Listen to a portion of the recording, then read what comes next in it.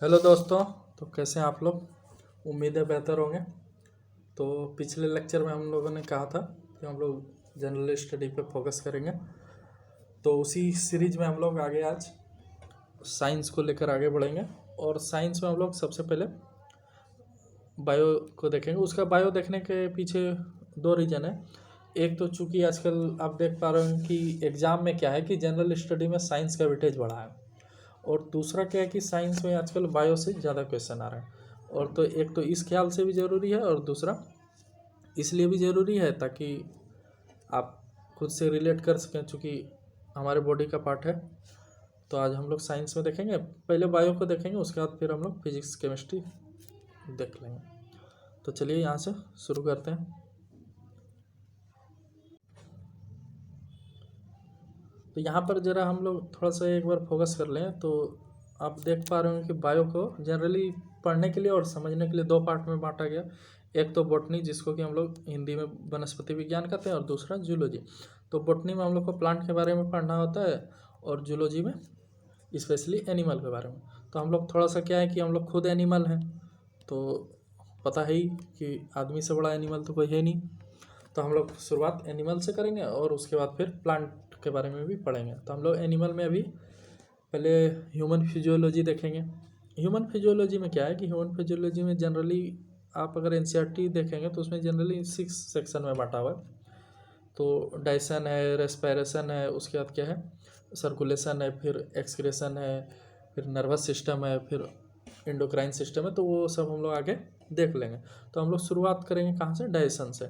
तो सबसे पहले हम लोग डाइजेशन देखेंगे, और फिर उसके बाद फिर रेस्पिरेशन देखेंगे। तो ऐसे ही हम लोग एक सीरीज में देखेंगे, और हमारा कोशिश रहेगा कि हम लोग थोड़ा सा एग्ज़ाम ओरिएंटेड फोकस करें, तो जिससे कि आपको कम समय में और कम क्वांटिटी में काम हो जाए। नहीं तो क्या है कि कंटेंट तो बहुत सारा है, आप यहाँ पर एक सेकंड आपको दिखा दें, लेकिन हम लोग इसका यूज करेंगे नहीं ज़्यादा, बस ये आपको दिखाने के लिए।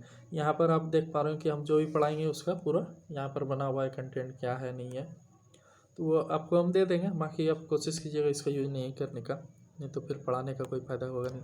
और फिर यहाँ जैसे कि हम बोले थे कि हम लोग क्वेश्चन पे फोकस करके काम करेंगे, तो यहाँ पर आप देख सकते हैं कि क्वेश्चन तैयार है। तो हम लोग नेक्स्ट वीडियो में क्वेश्चन पे काम करेंगे, चूँकि आज तो पढ़ाने में ही समय निकलेगा। तो चलिए, धन्यवाद। ज़्यादा समय बर्बाद नहीं करेंगे। बाकी आप यहाँ पर देख लीजिएगा, हम लोग इन्फोग्राफिक्स का भी यूज कर रहे हैं थोड़ा बहुत। तो चलिए,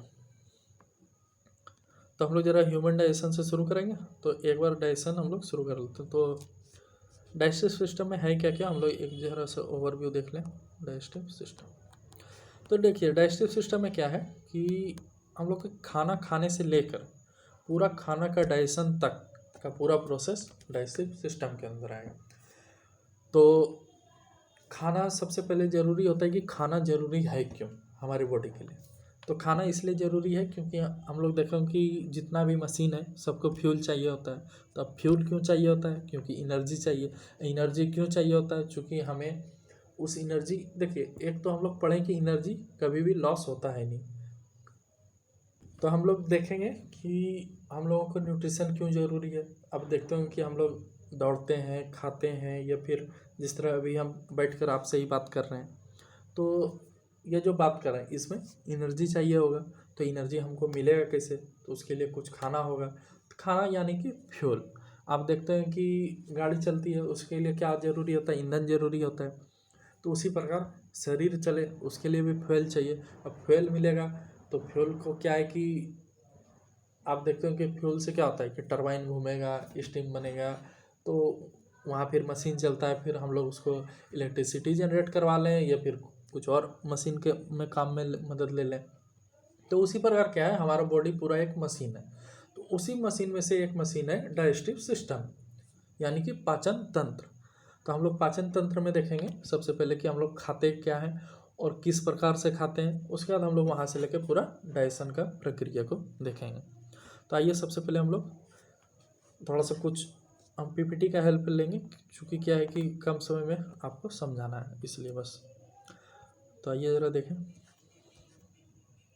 देखिए सबसे पहले तो क्या करना है कि आपको रिलैक्स हो जाना है, क्योंकि क्या है कि बहुत सारे लोग कुछ ना कुछ पढ़ चुके होंगे। तो बस आपको देखना है कि आप जो पढ़े हैं उससे क्या कुछ अलग है, और कुछ अलग है तो उसको नोट कर लेंगे, और नहीं अलग है तो फिर हम क्वेश्चन देंगे, वहाँ फिर आपको पता चल जाएगा कि आपको क्या आता है क्या नहीं आता है। तो चूँकि क्या है कि आपको ज़्यादा लोड ना हो, तो आपको पहले एक कुछ सुना दें तो थोड़ा सा आपका मनोबल ऊंचा हो जाए, फिर हम लोग आगे काम करेंगे। तो क्या है कि तलवारों के साए पे इतिहास हमारा बनता है, तलवारों के साए पे इतिहास हमारा बनता है, जिस और जवानी चलती है उस और जमाना चलता है। तो चलिए, उम्मीद है आप लोग पूरा गर्म हो गए हैं, ठंडा का दिन है तो ज़्यादा कम्बल वम्बल नहीं ओढ़ना है। तो चलिए हम लोग फटाक से फटाफट शुरू करते हैं। तो देखिए हम लोग थोड़ा सा स्पीड में चलेंगे, बाकी आप स्पीड घटा बढ़ा सकते हैं, वो ऑप्शन आपको रहता ही है, जिससे कि हम लोग कम समय में जल्दी से जल्दी ख़त्म कर सकें और क्या है कि एग्ज़ाम ओरिएंटेड काम हो सके। तो आइए, हम लोग पढ़े होंगे पहले भी न्यूट्रिशन। तो न्यूट्रिशन क्या है? न्यूट्रिशन क्या है कि पोषण। तो पोषण में क्या होता है? पोषण बस वही खाना हम लोग को चाहिए। खाना क्यों चाहिए? तो एनर्जी चाहिए बॉडी को एनर्जी क्यों चाहिए?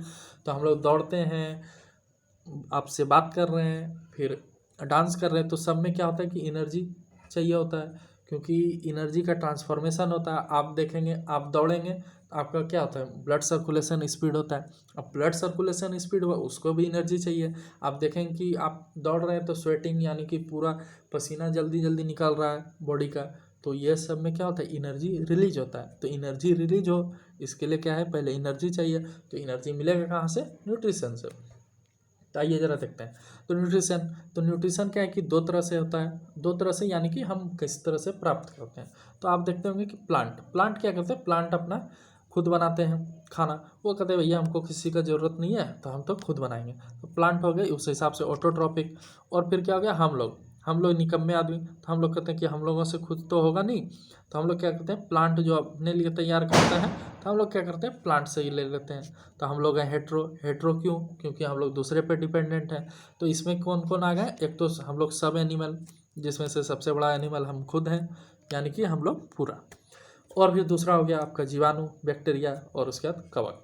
तो कवक में थोड़ा सा है कि किसी को ऑटो में भी ले लेते हैं। और थोड़ा सा यहाँ पर एक आप फोकस करेंगे, आप एक सेकेंड, ये अगर आप देखें तो यहाँ क्या है? जीवाणु। तो देखिए बैक्टीरिया मेनली हेट्रोट्रॉफिक है, लेकिन क्या है कि कुछ कुछ बैक्टीरिया है जो खुद से बनाते हैं, तो उनको क्या है कि एग्जामिनर आपको वहाँ पर फंसा सकता है। तो आप एक चीज़ यहाँ पर नोटिस कीजिएगा कि अगर आपको बैक्टीरिया मिले और कुछ वैसा ऑप्शन नहीं दिख रहा है तो आप इसको ऑटो मान लीजिए। चूँकि क्या है कि कुछ कुछ बैक्टीरिया है, उतना नाम हम नहीं बता रहे हैं, चूँकि क्या है कि वो आपके लिए काम में आएगा नहीं, लेकिन इसको आप ध्यान में रखिएगा। चलिए, तो अभी क्या है कि हम लोग पढ़ लिए ऑटो हेट्रो। अब थोड़ा सा हम लोग हेट्रो देखें, चूँकि ये सब आप लोगों का पढ़ा हुआ होगा इसलिए इस पर ज़्यादा फोकस नहीं करेंगे। अब जरा देखिए हेट्रो में क्या है? हेट्रो में 3 टाइप का है। कौन कौन सा है? होलोजोइक न्यूट्रिशन है, सेप्रोफाइटिक न्यूट्रिशन है, पैरासाइटिक न्यूट्रिशन है। तो पैरासाइटिक में क्या क्या है जरा हम लोग देखें। होलोजोइक से, होलोजोइक में कौन है? होलोजोइक में हम लोग खुद हैं, ह्यूमन, मानव। होलोजोइक में क्या होता है कि हम लोग खाना बनाए खा रहे हैं। सेप्रोफाइटिक में कहता है डेड डिकेइंग मैटर पर रहता है। डेड डिकेइंग यानी कि मृत जीव पर, यानी कि मृत जीव पर। थोड़ा सा आप लोग हम हिंदी बोल दिया करेंगे, आप उसको लिख भी सकते हैं, ठीक। तो मृत जीव पर रहते हैं। और फिर पैरासाइटिक आप लोग जानते ही, पैरासाइटिक क्या है? परजीवी है। परजीवी यानी कि दूसरे पर निर्भर यानी कि आप देखते हैं कि बहुत सारे जीवाणु क्या करते हैं? प्लांट पर बहुत सारे जीवाणु किसी एनिमल पर अपने भोजन के लिए निर्भर करते हैं। जिस तरह का आप देख, अमीबा के बारे में आपने सुना होगा। तो अमीबा क्या करता है? खुद ब खुद किसी पर डिपेंडेंट हुआ, कहीं से हुआ अपना भोजन किसी जीव के थ्रू या फिर किसी प्लांट के थ्रू किसी भी प्रकार से प्राप्त कर सकता है। तो यह हो गया। आप यहाँ हम लोग तीनों समझ गए। तो यहाँ हम लोग क्या क्या देखें? 3 फॉर्म देखें। एक तो देखें होलोजोइक, दूसरा सेप्रोफाइटिक। तो होलोजोइक में हम लोग खुद हैं, सेप्रोफाइटिक में डेड डिकेइंग यानी कि मृत, इसको हम लोग वो कहते हैं ना, मृतोपजीवी परपोषण, यानी कि सड़ा गला पदार्थ जो खाते हैं। ये हमारे हिसाब से एक तरह से इकोसिस्टम के लिए अच्छा भी है, क्योंकि सड़ा गला पदार्थ खाएगा कौन। और तीसरा हो गया पैरासाइटिक, यानी कि जो दूसरे जीव पर निर्भर रहते हैं। अब थोड़ा सा हम लोग क्या है कि हम लोग खुद में मेल्स हैं, यानी कि स्तनधारी। स्तनधारी कहने का मतलब पूरा ह्यूमन और फिर और भी जीव हैं। तो हम लोग में मेल्स हैं, तो हम लोग थोड़ा सा इसका डिटेल से देख लेंगे। और चूँकि एग्ज़ाम में भी अपना ही आएगा ज़्यादातर, तो चलिए एकदम बिल्कुल लोड नहीं लेना है, एकदम हम लोग इजीली बाकी फिर एक बार हम लोग रिफ्रेश कर लेंगे इसको, कि आपका दिमाग पूरा क्लियर हो जाए।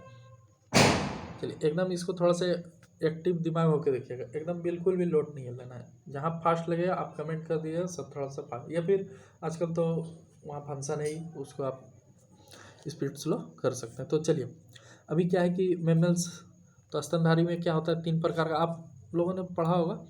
एक तो शाकाहारी जो कि हार्बीवोरस, कार्निवोरस हो गया मांसाहारी, ओमनीवोरस हो गया सर्वाहारी।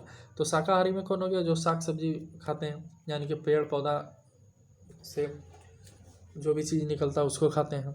और फिर कार्निवोरस, कार्निवोरस ज़्यादातर जंगली जानवर होते हैं। तो जंगली जानवर में आप लोग जान ही रहे हैं, शेर सॉरी शेर है, भेड़िया है। तो ये सब जनरली क्या होता है ना, अधिकतर जंगली जानवर आपको कार्निवोरस मिलेंगे। और फिर ओमनीवोरस, ओमनीवोरस यानी कि सर्वाहारी, जिसमें कि हम लोग खुद हैं, ह्यूमन, मानव से बड़ा दानव तो कोई है नहीं, वो तो आप लोगों को पता है ही। तो यहाँ हम लोग देख लिए। अब जरा क्या है कि एक बार हम लोग फटाफट रिव्यू कर लें कि हम लोगों ने क्या क्या पढ़ा।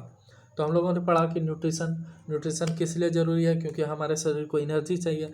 न्यूट्रिशन किस टाइप में ले सकते हैं, तो दो प्रकार से है। एक हो गया ऑटोट्रॉपिक, दूसरा हो गया हेटरोट्रॉपिक। ऑटोट्रॉपिक कौन है, तो ऑटोट्रॉपिक है पेड़ पौधा या फिर कुछ जीवाणु है जो कि अपना खुद तैयार करते हैं भोजन।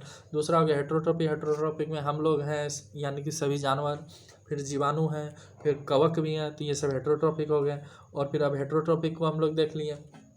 हेटरोट्रॉपिक में 3 तरह से हम लोग देखें, एक तो हो गया होलोजोइक टाइप ऑफ न्यूट्रिशन, दूसरा हो गया सेप्रोफाइटिक, तीसरा हो गया पैरासाइटिक। तो होलोजोइक में हम लोग हो गए, सेप्रोफाइटिक में डेड डिकेइंग मैटर पे जो निर्भर रहते हैं, पैरासाइटिक यानी कि परजीवी जो दूसरे जीव पर निर्भर रहते हैं। उसके बाद हम लोग जब आगे बढ़े तो हम लोगों ने थोड़ा सा मेमल्स के बारे में जानने की कोशिश की। तो मेमल्स के बारे में हम लोगों ने क्या जाना, तो मेमल्स के बारे में जाना कि मेमल्स भैया 3 प्रकार से अपना भोजन ग्रहण करते हैं। तो कैसे कैसे, तो एक हो गए हार्बीवोरस जो कि साग सब्जी से अपना भोजन ग्रहण करते हैं। दूसरे कार्निवोरस, ये कहते हैं ये मेरे साग सब्जी से तो होगा नहीं, मेरे लिए एक काम करो, हमको तो मांस मछली चाहिए। तो ये हो गए कार्निवोरस, इसमें सामान्य तौर पर जंगली जानवर आते हैं। और तीसरे हो गए ओमनीवोरस। ओमनीवोरस में आप देखेंगे सर्वाहारी, इसमें हम लोग तो हैं ही, और भी बहुत सारे जानवर हैं जो कि साग सब्जी और मांस पर निर्भर रहते हैं। तो ये हम लोगों ने इतना ब्रीफ कर लिया, ठीक। अब इसके आगे जब हम लोग देखते हैं थोड़ा सा, तो अब जरा हम लोग थोड़ा सा देखेंगे कि हम लोगों का डाइजेशन शुरू कहाँ से होता है। तो एक जरा सा थोड़ा सा आपको हम डायग्राम से दिखाने का कोशिश करें। तो हम लोगों का डाइजेशन कहाँ से शुरू होता है, डाइजेशन शुरू होता है माउथ से। तो माउथ में कौन कौन सा अंग काम में आता है, तो माउथ में हम लोगों के काम आता है 3 अंग। कौन कौन, तो एक हो गया आपका टंग, एक हो गया टंग, दूसरा हो गया आपका टीथ, और फिर तीसरा क्या हो गया, तीसरा हो गया सेलिब्री ग्लैंड। तो सेलिब्री ग्लैंड का क्या काम है, तो देखिए सेलिब्री ग्लैंड क्या होता है कि इससे एंजाइम रिलीज होता है जो कि खाना का डाइजेशन माउथ से शुरू कर देता है। यानी कि अगर आप रोटी खा रहे हैं तो आप देखते हैं लार निकलता है, जिसको कि हिंदी में लार ग्रंथि बोलते हैं। तो वो लार निकलता है, जिससे क्या होता है हम कुछ खाएं तो वो लार क्या करता है, उसको पीसने में हेल्प करता है और वहाँ से ही डाइजेशन शुरू करता है। तो हम लोग यहाँ क्या देखें, 3 अंग कौन कौन सा, एक तो टंग हो गया, दूसरा हो गया तीत, तीत का क्या काम है, काटना, टंग उसको मेलिनेट यानी कि तीत और टंग मिलाता है। और तीसरा हो गया लार ग्रंथि जो कि पाचन के लिए जरूरी एंजाइम रिलीज करता है, ठीक। और फिर हम लोग एक जरा से यहाँ पर देखने का कोशिश करें, एक सेकंड,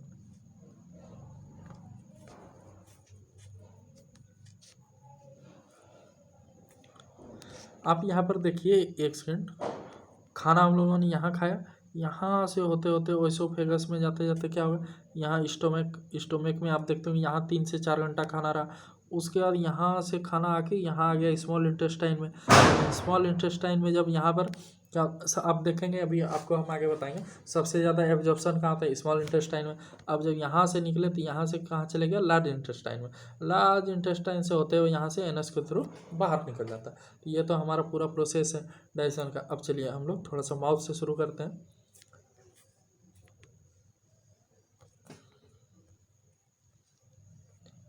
बताइए, तो माउथ में हम लोग क्या पढ़ें, 3 अंग कौन कौन सा है, तीत है, टंग है और सेलिब्री ग्लैंड है। सेलिब्री ग्लैंड को लार ग्रंथि भी बोलते हैं।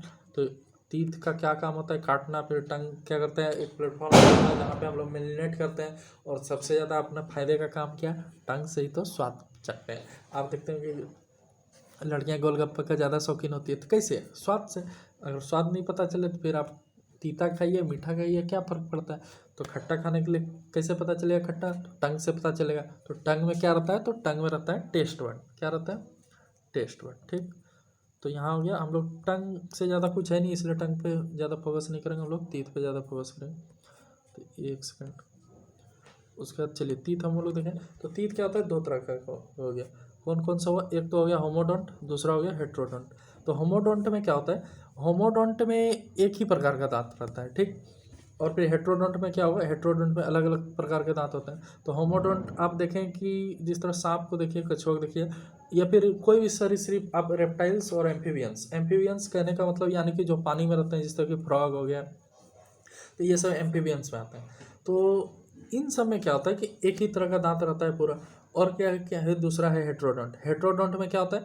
हेट्रोडोंट में एक्चुअली क्या रहता है कि अलग प्रकार के दांत रहते हैं। जिस तरह के हम लोग हैं, तो हम लोगों को क्या है? हेट्रोडोंट। आप अक्सर सुनते हैं कि ये तो दूध का दांत है, ये तो टूट जाएगा फिर से दोबारा आएगा। तो हम लोगों को क्या है? हेट्रोडोंट। और बहुत सारे जानवर ऐसे हैं जिनके दांत आते हैं, फिर टूटते हैं, फिर आते हैं, फिर टूटते हैं। तो होमोडोंट सिंपल है, होमोडोंट में ज़्यादा दिमाग लगाने का है नहीं। तो हम लोग क्या देख लें यहाँ? सांप, कछुए, यानी कि आपको ज़्यादा मोटा मोटा याद रखना है, रेप्टाइल्स और एम्फीबियंस में होता है। ठीक, अब हम लोग थोड़ा सा देख लेते हैं हेट्रोडोंट में क्या क्या है। हेट्रोडोंट में एक तो हो गया मोनोफायोडोंट, यानी कि भैया एक बार आ गया। दूसरा हो गया डाइफायोडोंट, यानी कि दो बार आएगा। और तीसरा हो गया पॉलीफायोडोंट। तो कुछ कुछ जानवर में क्या होता है? पॉलीफायोडोंट, यानी कि जब तक टूटा फिर आया, टूटा फिर आया। ठीक, अब देखिए जरा मोनोफायोडोंट एक बार। तो ह्यूमन में आप देखेंगे कि आप क्या होता है कि बचपन में जितना भी दांत आता है वो सब टूट जाता है। तो बचपन में क्या 32 के 32 दांत आ जाते हैं? तो नहीं, बचपन में 32 दांत आता है नहीं। आप देखते हैं कि हम लोग कहते हैं कि 20 साल 25 साल तक दांत आता ही है। यानी कि एक अक्ल का भी दांत कहते हैं कि वो दांत आ गया, इसका मतलब अक्ल आ गया। ठीक, तो चलिए हम लोग थोड़ा सा ब्रीफ में फटाफट देखें। तो मोनोफायोडोंट यानी कि एक बार आएगा, हम लोग यूज देख लेंगे अभी परमानेंट ट्वेल्व क्या है। दूसरा हो गया डाइफायोडोंट। डाइफायोडोंट क्या हो गया? यानी कि दो बार। तो मनुष्य में आप क्या देखते हैं कि बचपन में क्या होता है कि बचपन में दांत आया, टूट गया। तो बचपन में दांत आया तो कितना दांत? तो बचपन में आता है 20 दांत। 20 दांत आया तो ये 20 का 20 टूट जाता है। तो ये 20 में क्या होता है? ये 20 का 20 टूट गया। तो अब उसके बाद क्या हुआ? दोबारा आया। दोबारा में जो आएगा, तो दोबारा में जब दांत आता है तो उसको बोलते हैं परमानेंट टीथ। तो दोबारा में ये 20 तो आएंगे ही। अब कोई ज़रूरी नहीं कि ये 20 पूरा टूट ही जाएगा, कुछ कुछ रह भी जाता है। आप देखते हैं कि किसी का दांत के ऊपर दांत चढ़ जाता है। अक्सर आप देखते होंगे बहुत सारे होता है कि दांत हिला, उसको बचपन में डर से नहीं तोड़े पाए, तो क्या होता है उसी के ऊपर दांत के ऊपर दांत। आजकल उसको खूबसूरती के लिए भी, आजकल तो आप देखें कि खूबसूरती बढ़ाने के लिए भी उसका यूज किया जाता है कि नहीं तोड़ते हैं बहुत लोग, क्योंकि खूबसूरती बनाना सबका अपना अपना। ठीक, तो यहाँ से आप देख पाएंगे कि 20 दांत तो आया जो टूट गया, लेकिन ये जो है 12 दांत, ये 12 दांत क्या हुआ कि एक बार ही आएगा, जो कि दूध के दांत टूटने के बाद आएगा। और ये दांत आ गया तो ये पूरा जीवन रहेगा। और अगर आपने इसको बीच में तोड़ लिया तो आपके फिर दांत गए, तो फिर ये दोबारा आने वाले हैं नहीं। ठीक, तो यह हो गया परमानेंट टीथ। तो पहले कौन से दांत आएंगे? ये 20 दांत। और उसके बाद जब ये दांत टूट जाएंगे, फिर जब दोबारा दांत आएगा तो उसके साथ कौन कौन आएगा? तो मोनोफायोडेंट, यानी कि परमानेंट वाला टीथ, जो कि एक बार आ गया तो वो भैया ये ह्यूमन के लिए बता रहे हैं। ठीक, अब देखिए अब तीसरा क्या है? पॉलीफायोडेंट। पॉलीफायोडेंट वही, यानी कि आया टूटा आया टूटा। तो ये बहुत सारे जानवरों में उपलब्ध है। ठीक, अब चलिए अब जरा हम लोग डेंटल फार्मूला देख लें। एग्जाम की दृष्टि से ये ज़्यादा इंपॉर्टेंट है। इतना कहानी हुआ कोई फायदा नहीं, तो अगर आ गया तो ठीक, नहीं आया तो कोई नहीं, लेकिन ये थोड़ा सा अपना काम की चीज़ है, तो इसको हम लोग थोड़ा सा देख लेते हैं। तो यहाँ क्या है कि हम लोगों के शरीर में कितने प्रकार के दांत पाए जाते हैं, थोड़ा सा हम लोग देखने का कोशिश करें। अगर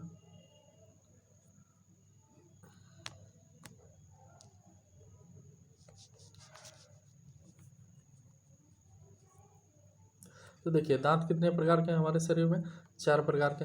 4 प्रकार में कौन कौन? Incisor, canine, premolar, molar. तो अब आपको लगता है कि वो जब 20 दांत आया, तो 20 दांत में कौन कौन बचपन में रहता है? तो जरा एक हम लोग देख लें। तो एक बार थोड़ा सा आप लोग पहले दांत देख लीजिए अपने, अपना मुंह खोल के, और नहीं तो फिर हम लोग यहाँ खोल ही रहे हैं। तो देखिए जरा यहाँ क्या हो रहा है। आप यहाँ पर देख पर 3 मोलर है, 2 प्रीमोलर है, 1 कैनाइन है और 2 इंसीजर है। तो ये क्या हो गया? एक पार्ट हो गया। ठीक, दूसरा पार्ट ये हो गया। अब इसी प्रकार से यहाँ पर ये क्या था? ऊपर वाला जबड़ा, अपर जॉ, ये हो गया नीचे वाला जबड़ा। अब उसी प्रकार से यहाँ भी डिस्ट्रीब्यूट है, यानी कि ऊपर और नीचे दोनों जबड़ा में समान है। ठीक, अब जरा तो ये क्या है, ये है एडल्ट का, किसका है, एडल्ट। एडल्ट यानी कि 10 साल के बाद धीरे धीरे दांत आना शुरू होता है और आप देखते हैं कि 20-25 साल तक में ये पूरा का पूरा सॉकेट भर जाएगा। ठीक, तो जरा हम लोग एक बार देखें।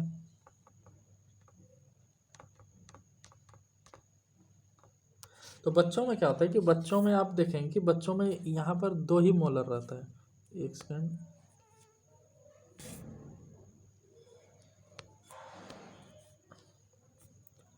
तो बच्चों में अगर आप देख पाएंगे तो यहाँ पर क्या है, 3 मोलर है, 1 2 3। तो यहाँ पर बच्चों में क्या होता है, बच्चों में 2 ही मोलर होगा। फिर बच्चों में क्या है कि प्री मोलर होगा ही नहीं, कैनाइन 1 होगा, इंसीजर 2 होगा। ठीक, तो बच्चों के लिए जरा हम लोग देख लें। तो यहीं पर हम लोग चाइल्ड में क्या होगा, अब अगर आप समझ पाएँ तो यहाँ से देखिए, चलिए क्या हो गया, molar 2, pre molar 0, canine 1, incisor, देखिए जरा, इंसीजर, कैनाइन, प्रीमोलर, मोलर। ठीक, अब इंसीजर कितना, 2, कैनाइन 1, प्रीमोलर 0, प्रीमोलर 2। तो ये हो गया बच्चों का दांत। तो क्या हो गया, अभी हम क्या बताएं कि जितना इस पार्ट में उतना ही इस पार्ट में। तो अब जरा ये देखिए, तो ये हो गया 2102, तो कितना हो गया, 5 दांत उधर, 5 दांत, ये हो गया 5 दांत उधर, इधर हो गया 5 दांत, तो इधर भी सेम होगा। तो यहाँ हो गया 5 दांत, यहाँ हो गया 5 दांत। ठीक, तो टोटल कितना हो गया, 5 का 2, तो हो गया 10 ऊपर, 10 हो गया ऊपर वाले जबड़े में, 10 हो गया नीचे वाले जबड़े में। तो कुल कितने दांत हो गए, 20। तो आपको मैथ समझ में आया, लेकिन आपको इसका फॉर्मूला समझ में नहीं आएगा। क्योंकि क्यों, इसका फॉर्मूला क्या होगा, तो अगर बोले चाइल्ड का डेंटल फार्मूला, तो चाइल्ड का डेंटल फार्मूला क्या आ जाएगा, 2102 बाय 2102। आप बोलेंगे ऐसे में तो कट के 01 हो जाएगा, लेकिन ये मैथ नहीं है, ये बायोलॉजी है, बायोलॉजी का ऐसा ही चलता है, 2102। ठीक, तो इसको आप यहाँ से देख लीजिए। अब थोड़ा सा हम लोग एडल्ट का देखने का कोशिश करते हैं।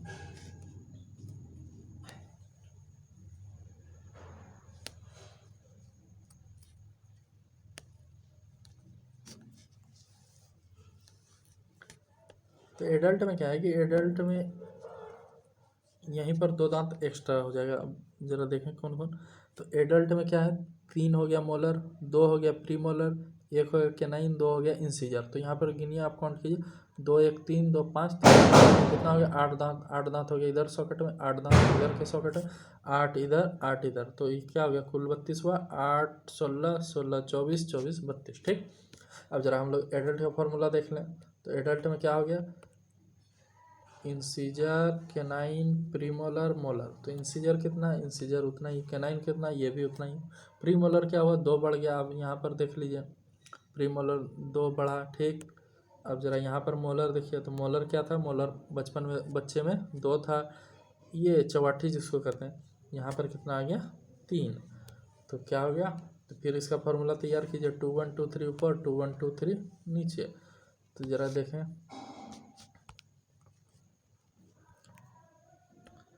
कितना हो गया, 2 1 2 3, 2 1 3 2 5 3 8 और 8, तो हो गया 8 8 गुना 4 हो गया 32 दांत। तो उम्मीद है आपको समझ आया होगा। चलिए फटाक से यहाँ कर लेता हूँ।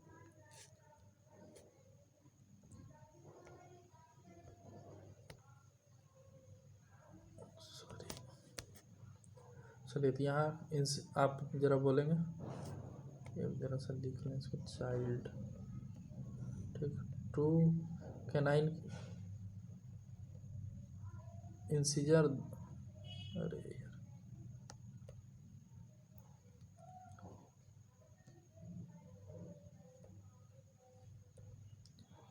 एक सेकेंड बस, थोड़ा सा।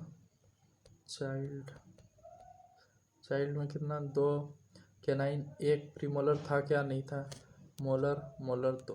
ठीक, एडल्ट, एडल्ट में क्या है, एडल्ट में है इंसीजर 2, कैनाइन में कोई चेंज था क्या, नहीं था, प्रीमोलर प्रीमोलर हाँ 2 आ गया। मोलर में क्या हो, मोलर में +1 यानी कि 3। तो इनका फॉर्मूला क्या होगा, 2102, इसका फॉर्मूला क्या होगा, 2123। ठीक, तो यहाँ पर आप लोग समझ पा रहे हैं एक जरा सा ये ठीक। तो चाइल्ड का फॉर्मूला हो गया 2102 2123। अब यहाँ पर एक बार देख लीजिए, लास्ट में हमने यहाँ बताया था एडल्ट है, और अगर आपको दिक्कत है तो फिर हम लोग एक कर लेते हैं। देखिए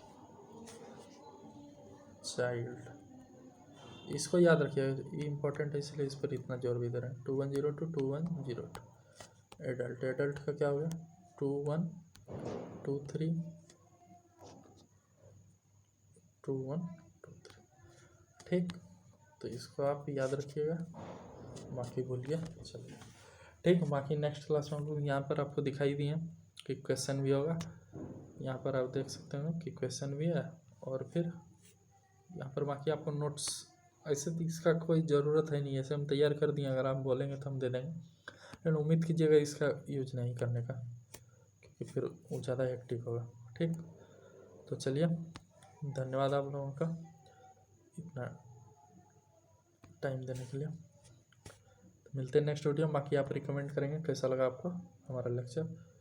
तो चलिए थैंक्स, मिलते हैं नेक्स्ट वीडियो में।